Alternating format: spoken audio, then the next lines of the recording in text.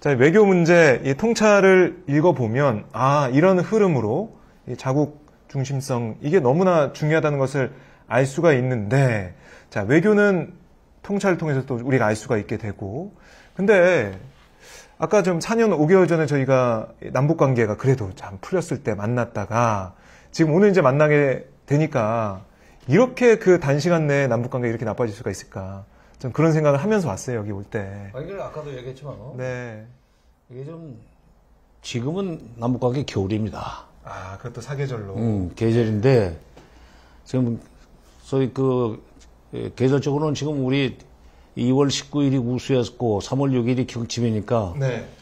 우수 경칩이 지나면 대동강, 얼었던 대동강도 풀린다는, 속담이 있는데, 네. 계절적으로는 지금 봄이 오는 철이지만은, 남북관계는 아직도 좀 꽁꽁 얼어붙고, 오히려 더 지금 얼음의 두께가 두꺼워지는 그런 상황이긴 해요. 그러나,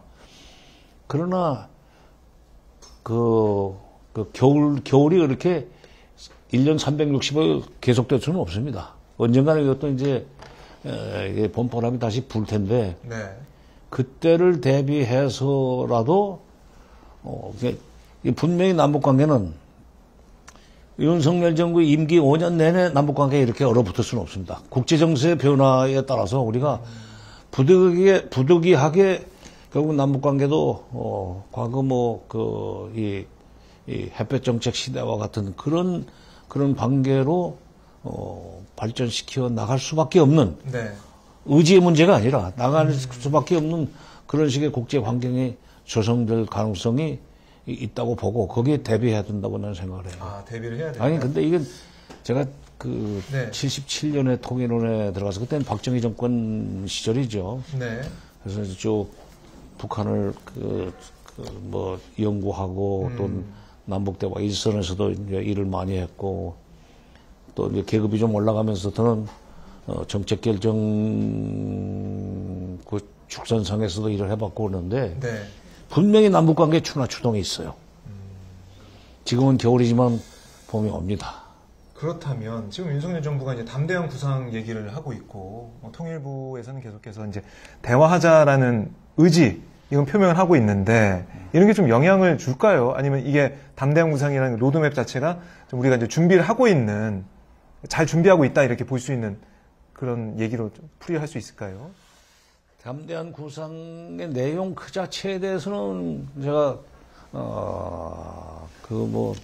북쪽은 걷어찼지만 네. 북쪽은 걷어찼지만은 그 내용 자체는 나쁘지 않다고 저도 다른 매체와의 인터뷰에서 얘기한 적이 있어요. 예.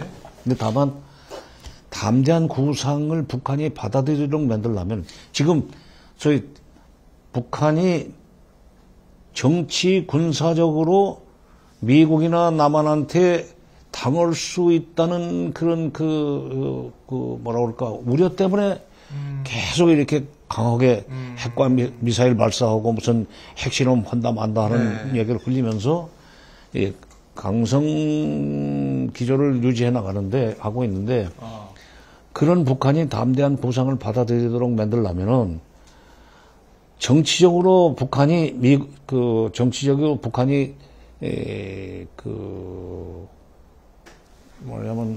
반드시 좀 달성하고자 하는 것이 북미 수교입니다. 미국으로부터 정상적인 국가로 인정을 받고 와싱턴에 북한 대사관이 들어가고 평양에 미국 대사관이 들어오는 식으로 하면은 미국이 북한을 갔다 와서 군사적으로 치고 들어가기 어렵잖아요. 그렇죠. 그게 이제 안전보장이 되는. 외교관들이 인질 아닙니까? 피차. 네. 또 두 번째는 지금 53년 7월 27일 날 지금 체결돼가지고 아직도 지금 효력이 유지되고 있는 정전협정. 네. 바꿔 말해서 언제든지 일방이 군사행동을 하면은 다시 전쟁으로 번질 수 있는 취약점을 가지고 있는 것이 정전협정입니다. 그게 정전협정일 뿐이지 그게 종전협정이 아니에요. 이 정전협정을 북한이 군사적으로 미국한테 당할 가능성이 없다는 생각을 할 수 있도록 해주는 조치. 다른 말로 하면 평화협정. 네. 이거를 체결해주면 북한은 핵과 미사일을 최종적으로는 다 내놓을 수도 있고, 아니면 최소한도 최종적으로 미국한테 넘겨줄 수 있는 그런 조건이 충족될 때까지는 네. 그 핵과 미사일을 가지고 무슨 남한을 위협하거나 미국을 상대로 해서 협박 공갈을 하려고 할 가능성은 이제 없다고 나는 봅니다. 네. 그렇게 그러니까 정치적으로 미북 관계가 개선되고 군사적으로 북한이 그 미국의 군사 행동을 걱정을 안 해도 될 평화협정을 체결하기 위한 구체적인 액션 플랜을 먼저 보강을 해서 담대한 구상하고 묶어놓으면서 삼자 결합으로 정치적인 조치, 네. 군사적인 조치, 그리고 남북 간의 경제적인 협력 조치. 네. 이것이 삼자가 단계적으로 동시 병행될 수 있는 그런 액션 플랜이나 로드맵을 그래가지고 내놓으면 그걸 안 받을 이유가 없어요. 그런데 지금 그것이 없이 담대한 구상만 내놓으니까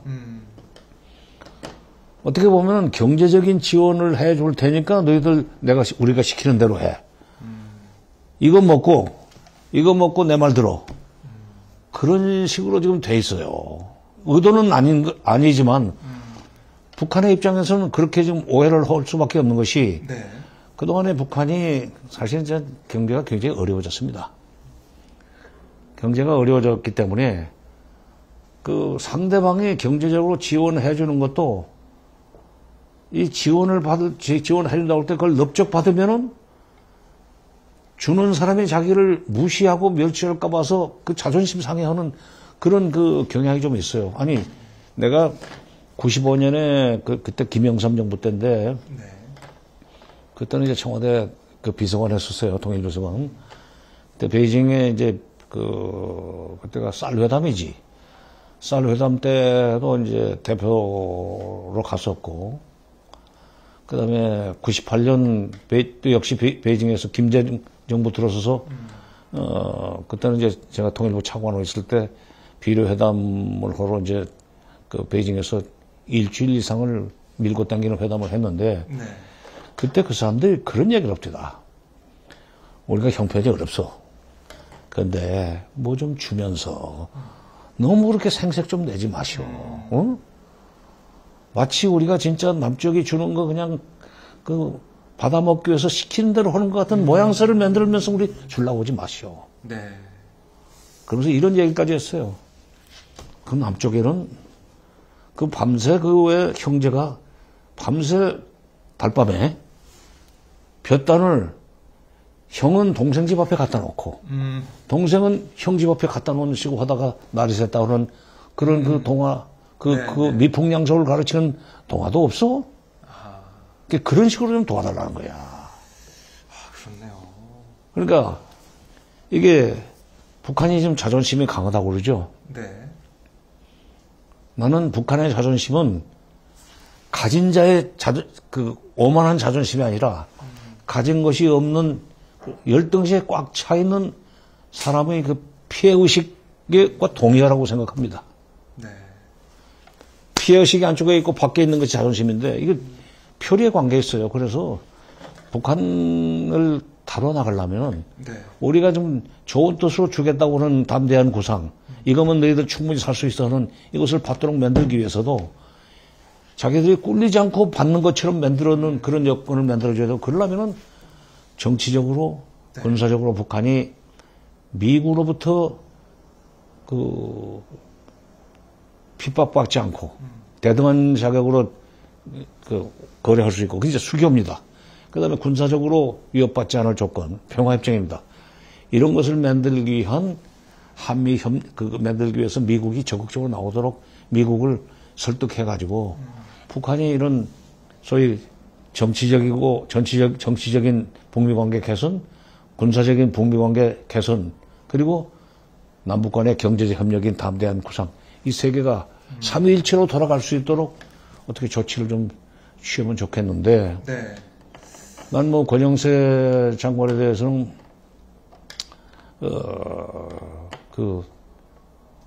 기본적으로 이제 좋은 생각을 가지고 있어요.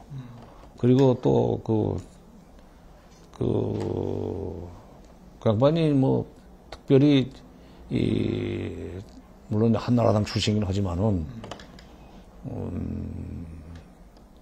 중국 대사도 이제 해봤고 그리고 이제 뭐 지금 당내에서도 정치적으로 위상이 제법 높은 것 같은데 거기 지금 현재 차관 이하 통일부 관리들이 다 이게 남북 관계에서 산전수전을 다 겪으면서 어떻게 하면 북한을 그 협상의 마당으로 끌어낼 수 있느냐, 어떻게 하면은 북한이 삐쳐가지고 어디 굴속으로 들어가 버리냐 하는 것을 다 아는 사람들이란 말이에요. 네.